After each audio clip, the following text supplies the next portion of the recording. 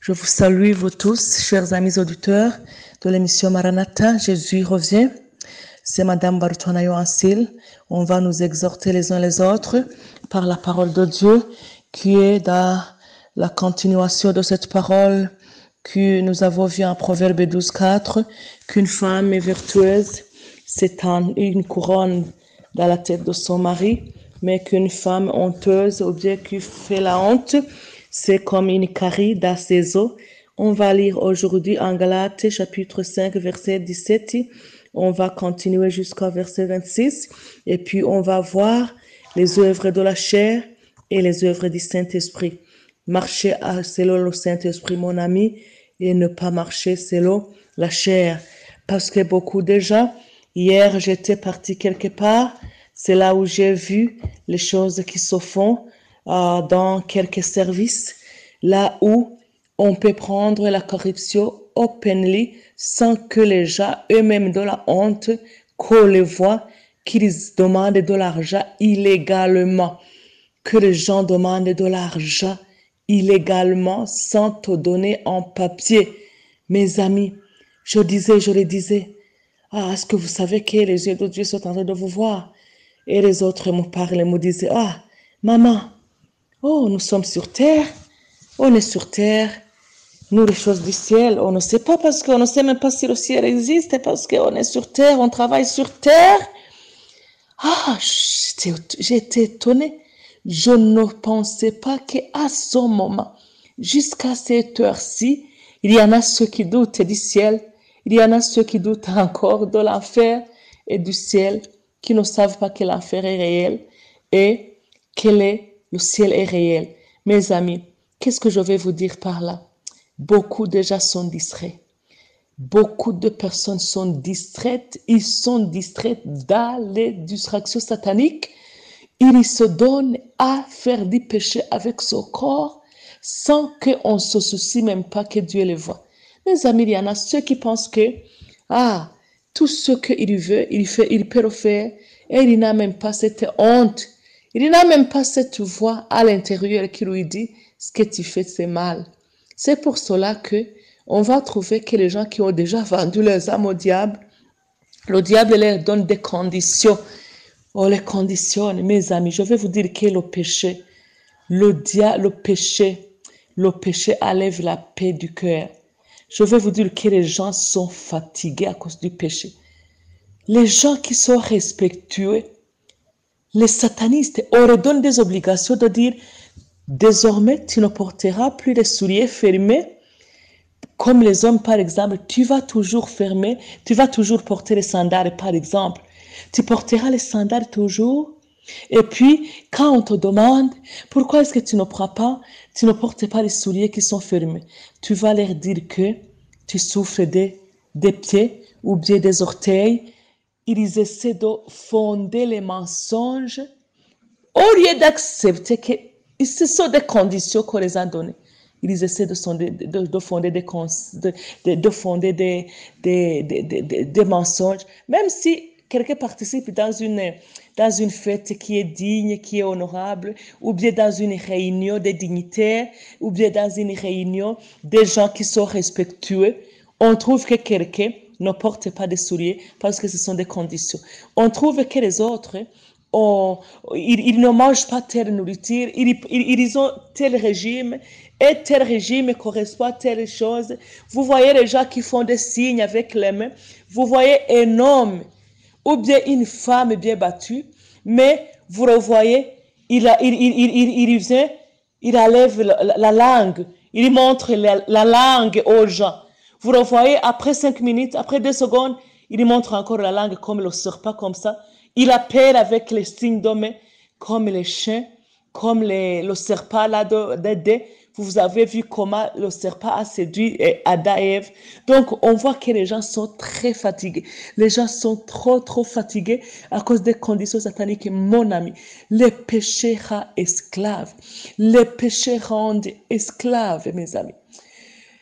Je vous dis toujours, il faut chercher la sainteté, chercher la face du Seigneur. Si tu acceptes Jésus-Christ comme ton sauveur personnel, mes amis, je vous dis, il n'y a pas aucune autre condition. Tu vis heureux. Tu n'as pas de condition. Il y en a ceux qui, oh, j'ai oublié de me laver telle chose. J'ai oublié de mettre tel gris-gris sur mon corps. Donc, il marche dans la peur, il marche dans les conditions. Et si tu ne réalises pas ces conditions-là qu'on te donne, on vous donne des punitions. Le diable vous punit. Oui. Il y a des punitions que vous recevez. C'est pour cela que je vous ai dit qu'un jour, il est difficile de voir un sorcier, un sataniste se repentir. C'est vraiment la grâce, la grande grâce cuisine du ciel qui descend pour le retirer des chaînes du diable. Sinon, le diable alliait beaucoup, plusieurs vies. Mais Dieu, Jésus-Christ est venu pour donner la vie éternelle. On va lire Galates 5, chapitre 5, verset 17. Car la chair a des désirs contraires à ceux de l'esprit et l'esprit en a de contraires à ceux de la chair. Ils sont opposés entre eux, afin que vous ne fassiez point ce que vous voudriez. Ah oui, il y a les esprits, l'esprit est opposé à la chair. On ne peut pas travailler pour 2 mètres. Ça ne se donne. Ce sont 2 choses qui s'opposent. C'est pour cela que celui qui est dans le Seigneur, celui qui sert Jésus-Christ réellement, il est haï, on le hait, le monde des ténèbres le hait, parce que ce sont 2 mondes qui sont opposés, qui sont diamétralement opposés. On ne peut pas servir 2 maîtres. On ne peut pas. Ça, c'est opposition totale. Si vous êtes conduit par l'esprit, vous n'êtes point sous la loi. Or, les œuvres de la chair sont manifestes. Ce sont l'impudicité, l'impureté, la dissolution, l'idolâtrie, la magie, les inimitiés, les querelles, les jalousies, les animosités, les disputes, les divisions, les sectes, l'envie, l'ivrognerie, les excès de table et les choses semblables. Je vous dis d'avance, comme je l'ai déjà dit, que ceux qui commettent de telles choses n'hériteront point le royaume de Dieu. Mes amis, je vais vous dire que le ciel est réel et l'enfer aussi est réel. Ceux qui font de telles choses, il y en a ceux qui montent le mensonge. Il faut le montage de mensonges pour chasser les autres au travail. Il chasse les autres au travail à cause du mensonge. Il planifie le plan pour détruire les vies des autres. Il planifie le plan pour faire chasser. Il y en a ceux que, si vous voyez quelqu'un qui veut toujours être auprès des chefs, parce qu'il y en a ceux qui sont avides et qui veulent diriger toujours, il veut à tout prix. Si on ne lui donne pas d'être représentant de tel groupe, ou bien d'être président ou bien présidente, on trouve qu'à tout coup, il essaie ou bien elle essaie de tout coup de faire quoi? De combattre pour diriger. Pourquoi? Parce que ces gens-là veulent dominer. Ils veulent toujours les dominations, être en contact avec les autorités pour qu'ils aient le temps d'aller toujours faire quoi? D'aller toujours porter des paroles et des mensonges pour parler du mal aux autres. Il y en a même ceux qui planifient de faire chasser les autres. Oui, ça se fait. Dans ce monde, vous ne savez pas combien le diable est en train d'utiliser plusieurs vies. C'est pour cela que moi je vous dis, mes amis, rejoignez-vous à Dieu. Parce que Jésus-Christ, il est le maître de temps et de circonstances. Tout ce que Jésus demande, ce n'est que la paix, ce n'est que l'humilité. De l'accepter seulement. Les autres, il n'y a pas de condition. Mais il y en a ceux qui sont fatigués dans le péché. Ils ne savent même pas. Ils ne savent même pas comment se retirer. Ils sont là. Ils sentent que ce qu'il faut, c'est mal. Mais ils n'ont pas le courage et la force de se retirer de ça. Parce que le diable les a liés. Parce que le diable, mes amis, c'est un menteur. Le plan qu'il a toujours, c'est de détruire la vie humaine, c'est de détruire les enfants de Dieu, c'est de détruire le monde pour que les gens soient découragés et que les gens n'aient plus confiance à notre Seigneur Jésus-Christ. Mais je vous dis qu'il faut avoir confiance en Dieu parce que tout ce que nous faisons, je vous ai dit que toujours c'est enregistré. Le Saint-Esprit nous voit. Donc, il y a la chair qui est en totale opposition à l'esprit. C'est pourquoi tu dois être conduit par l'esprit, mon ami. Voilà comment on continue à nous dire, verset 22. Mais le fruit de l'esprit, c'est l'amour, la joie, la paix, la patience, la bonté, la bénignité, la fidélité, la douceur, la tempérance. La loi n'est pas contre ces choses. Ceux qui sont en Jésus-Christ ont crucifié la chair avec les passions de ses désirs. Si nous vivons par l'esprit, marchons aussi selon l'esprit. Ne cherchons pas une vaine gloire en nous provoquant les uns les autres, en nous portant envie les uns aux autres. Ceux qui envient les autres pour avoir leur poste, pour avoir leur position. Mes amis, vous ne savez pas combien les gens se haïssent, combien les gens provoquent les uns les autres. Ah, les autres veulent se gonfler comme des pneus pour qu'on les acclame. Je vous ai dit qu'un jour, quand bien même le monde t'acclame aujourd'hui, demain, il te rassera des pierres parce que le monde, il est toujours insatisfait. Il peut t'honorer aujourd'hui, mais demain, tu es rabaissé parce que la Bible déclare que Dieu résiste aux orgueilleux, mais il fait grâce aux humbles.